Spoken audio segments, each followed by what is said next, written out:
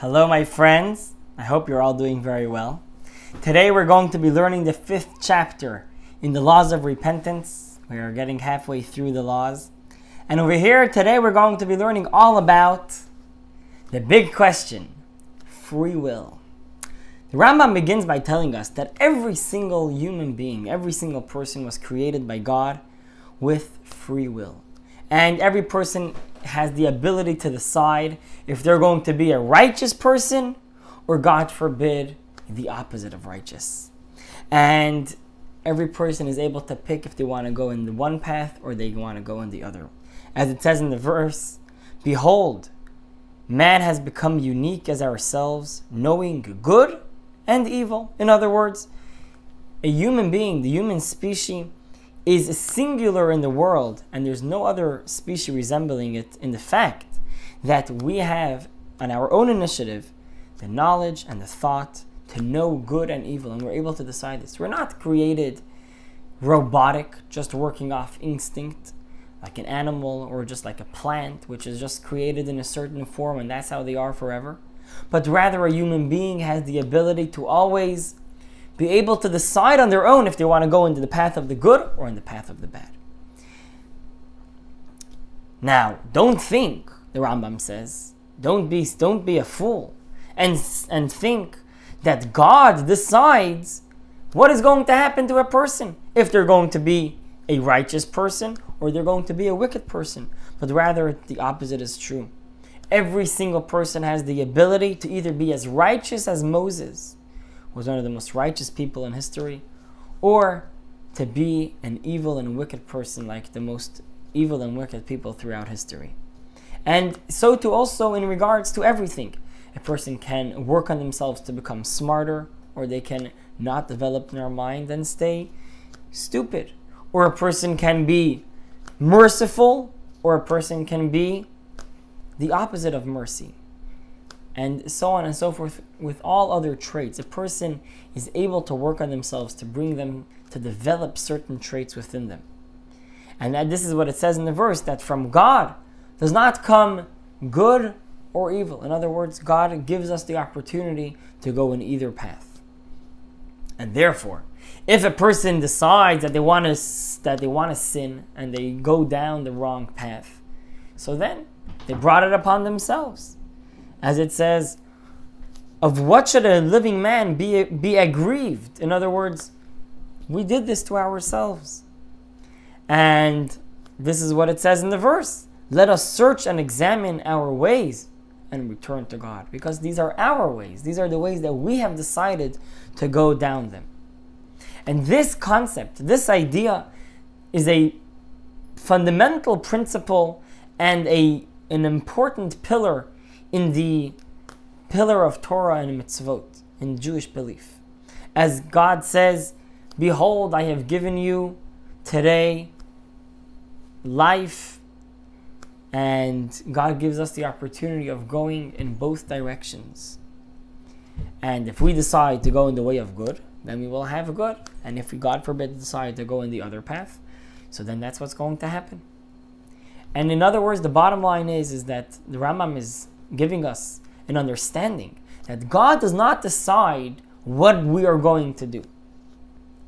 Because if God would have decided that we should either be righteous or we should be wicked, well, how could God then God command us to do certain actions? That we should do certain commandments in this way, we should withhold ourselves from doing certain things. If God created us to be doing them, well, then it would not be right.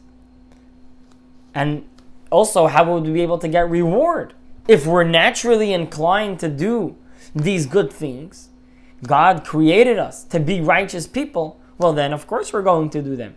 So why are we getting reward for this? So, but rather, as it says in the verse, whatever God wishes, He has done in the heavens and in the earth. And meaning, on the one hand, God knows what is going to happen. Just like God gives and God creates that fire should go upward and water should go downward, should fall.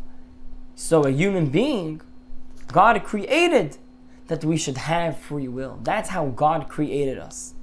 And He wants us to go in this path. So God is going to encourage us, and He writes in the Torah that we should go in the path of the life, we should go in the path of following His commandments. But on the other hand, He doesn't decide it for us. He just gives us the opportunity. So if so, comes the big question, which I'm sure you're all thinking to yourselves. If God knows everything that is going to happen, and God knows exactly what we're going to do, He knows that we're going to eventually pick a certain path. He knows that we're going to do a certain action on that day, and at that time, in that place. Because if He doesn't know it, well, then God is not complete. And if we say that God doesn't know everything, well, how can we say that about God? So, it's a very good question. But the answer is, and the Rambam says, that the truth is that the answer to this question is a very, very big answer. And it's longer than the earth and broader than the sea. And in other words, it's a very big concept, which is quite deep, and it's not just to be answered on one foot. But the idea is as follows: that God's knowledge does not work in the same way as our knowledge. In other words, the way that God knows something is not the way we know something. When we know, a human being knows something, so then we have ourselves and we have the object, the thing, the concept that we understand. So we have two entities that are connecting, ourselves and the concept of understand, the knowledge that we are knowing. On the other hand, God doesn't work like that. When God knows something, He is knowing Himself. So in other words, every part of His knowledge is part of God. Because God is one. God is not created from many components, but rather God is one. And everything within God is part of that one. So therefore, such a thing is not able to be comprehended. We, as human beings, have no connection to such a type of understanding. We are not able to comprehend the way God understands, because His understanding, as it says in the verse, is something which no man will perceive and live. God says this to Moses. God says that you can't see me and still be a creation, to be a human being, to be a creation by God. A creation cannot understand their creator. But we must know that although God knows what's going to happen, this does not have an effect on our decision making. So God has His knowledge, and you're right. God does know what's going to happen. But that knowledge is not affecting us when we are making our decision. And this is not just, the Rambam says, this is not just something which we believe. In other words, it's a belief, something which we cannot understand. In other words, we can't understand how this might work, that God knows it, but it doesn't affect us.